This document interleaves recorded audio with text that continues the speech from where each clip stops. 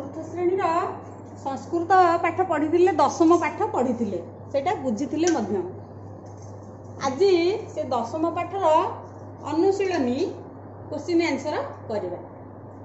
एक नंबर अच्छी उत्तर लिख अर्थात किसी प्रश्न रही आम तार उत्तर गुड़ी लिखा। उत्तर लिख। एक नंबर क नरेन्द्र कुत्र जन्मितवान्। नरेन्द्र कुत्र जन्मितवान् अर्थात नरेन्द्र केउठारे जन्मग्रहण करथिले। उत्तर हम नरेन्द्र कोलकाता नगरे जन्मितवान्। नरेन्द्र केउठारे जन्मग्रहण करथिले ना नरेन्द्र कोलकाता नगरी रे जन्मग्रहण करथिले। ख नंबर तत्र सह किम ज्ञापितवान् सेठारे से कौन बिताई थिले बा कटाई थिले। उत्तर तत्र सह बाल्य जीवनम ज्ञापितवान् सेठारे से निजर बाल्य जीवन बा पिला दिन बिताई थिले।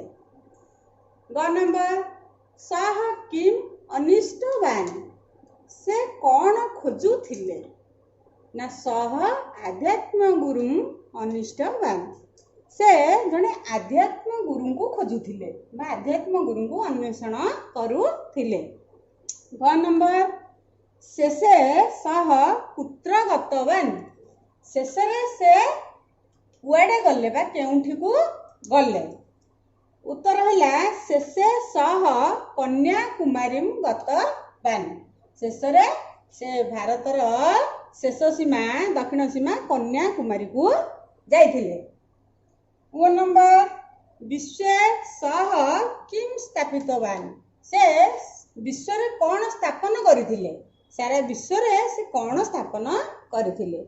उत्तर हला विश्व सह भारतस्य गौरवम स्थापितवान् सारा विश्व रे से भारतर गौरव स्थापन करथिले अर्थात से भारत परिभ्रमण करी भारतर गौरव प्रचार करथिले बा स्थापन करथिले।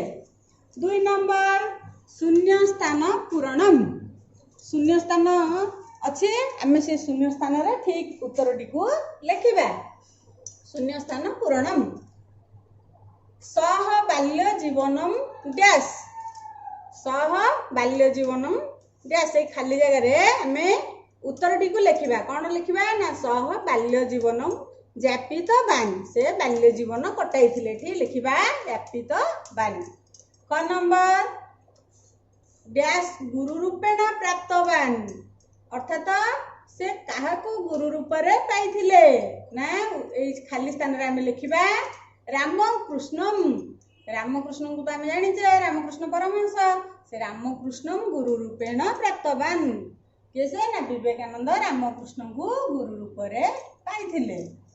ग नंबर सह भारत भ्रमणम डैश ना सह भारत भ्रमणम कृतवान् से भारत भ्रमण करथिले।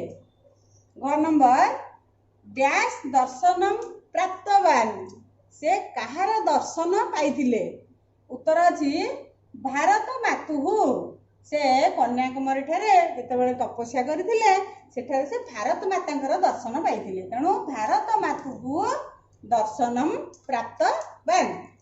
ओ नंबर तत्र डैश आचरितवान् सेठारे से कौन आचरण करथिले बा कौन करथिले ना तत्र तपस्या आचरितवान् सेठारे से तपस्या आचरण करथिले बा तपस्या करथिले।